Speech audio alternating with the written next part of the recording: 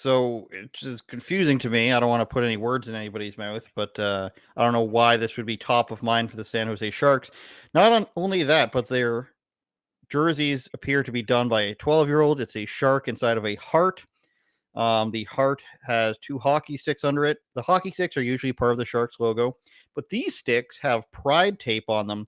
And then on the top part of the stick, where the knob is usually formed, has a tape that says love. Now, what I'm noticing here is a mistake. If you can see where my cursor is that there is a knob inherently on the stick. That's not how sticks are, actually. They're actually flat at the top, and the tape is used to create the knob so that you can hold on to the stick. So, further suggesting that the person who made this logo is an idiot. And then, so here they are all gleefully wearing their pride logos and worshiping the Oh, that's pride dark. god. That's dark. Can you go back to scroll back to the last one really quick once more? Yes, I can. Oh, am I reading too much into this, or is the tape there at the bottom? Does it actually have the extra? So not just the pride flag, but Is the that progress, native the to spirit or something? the trans and the black and brown, the triangle. Is that what I'm Mm-hmm. seeing there? You don't see the black and brown on here. There's actually white and yellow, and I'm not sure what those mean. Okay. Well, this I think the yellow with the circle is like two spirit. Regardless, this is terrible. And my argument here, Eric, is if we're having a pride night, their argument's going to be, hey, why can't we be an inclusive thing? And this isn't political at all. Of course, this is not political at all to say, not only do we accept gay, lesbian, and bi people, which everybody does, and I'll get to those statistics a bit later. I wrote about that recently, but it's not political to be like, we're also celebrating, gender confusion and other things that are statistically less than 1%. You might get up as high as 1.2% of the population, which is a lot of people, but only when the population is a large size. So we could also talk about, why not furry night? Why is that not included yet? This is statistically a relevant amount of people. Polygamy night. If you're going to try to say that these things aren't political, then why can't we have all these things? Why can't we have, what's to stop the Black Hebrew Israelite night? So if political and gender ideology beliefs aren't a political thing, which all this inherently is, because you're pushing some sort of agenda, then why can't we have these other strange nights? That's what I would argue. So they're doing that, Eric. And of course, just like in Philadelphia, where one guy had a problem with it for religious reasons, a former Maple Leafs player, so shout out James Reimer, had this to say. He said, under the umbrella of the NHL's Hockey is for Everyone initiative, the Sharks have chosen to wear jerseys in support of Alphabet Community Night.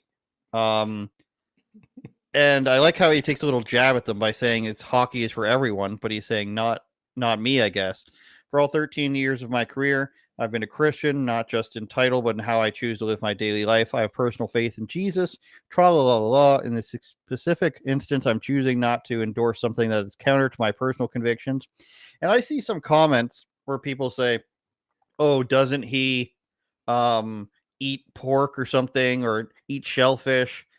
And it's very interesting. It's not only do they want to say you can't judge anybody for what they believe in, but if your beliefs counter ours, then your beliefs must be followed exactly the way that I want them to be followed.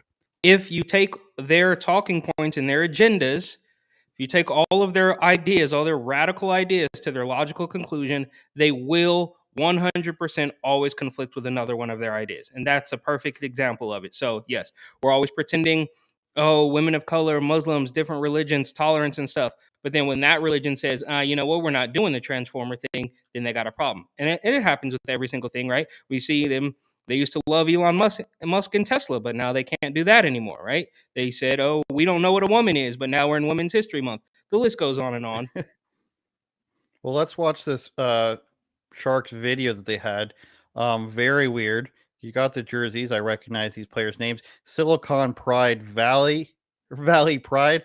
I don't get that.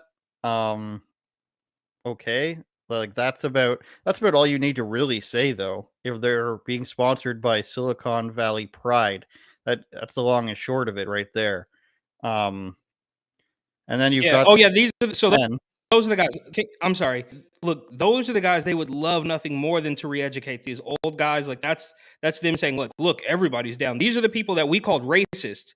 We would call racist any day of the week just because they're older white men. But now they're in this commercial and we've Well, basically re-educated them. you see the type of guys these are. It's like, first of all, this guy and this guy seem attracted to this. Like, this is a guy. So you've got these hockey fans that are, I'm going to say, at least 35 to 40 years old here, standing in this room with, is that a child in the corner? Yes, it is. I think over here, watching as a man in San Jose Sharks themed eyeliner dances in front of them, and you can see, I just want to get it back a bit there. They're all looking at him with, maybe they're gay guys. I don't know. Maybe that's why they're there. But these are adult men allowing this to happen. And I just want to know why. And a lot of the sports reporters you'll see reporting on this, the sports writer community is very weak. And when you go to hockey, it's very weak. You're only going to get strongly held opinions, I think, in like football and soccer overseas, because a lot of these people they're not held to account by anyone. They're sports writers. They have very liberal opinions and they don't care, because basically what happens in hockey is you shut up and you go along with it. You're taught to be professional. You're taught to not rock the boat and give any risky opinions. That's how it is. And this is what happens to your sport. They're going to go further and further away from fighting. One of the junior leagues announced recently that they're getting further and further away from it in Canada and Quebec particularly. And now they've got their diversity board. They That was went like the full whole tilt on. thing.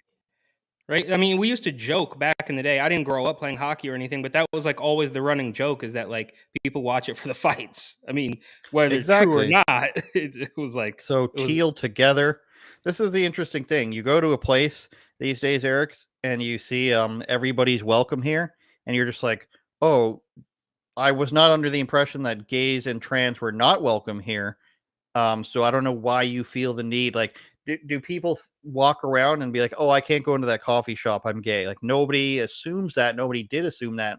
It's the same thing, Eric, how they act like there were no black people in movies prior to 2016 or something like that. And you go back and watch a movie from the late 80s and early 90s, and tons of, I was going to make an OJ Simpson joke. I was going to say murderers are in it, but that's just alleged. He was innocent, you guys. well,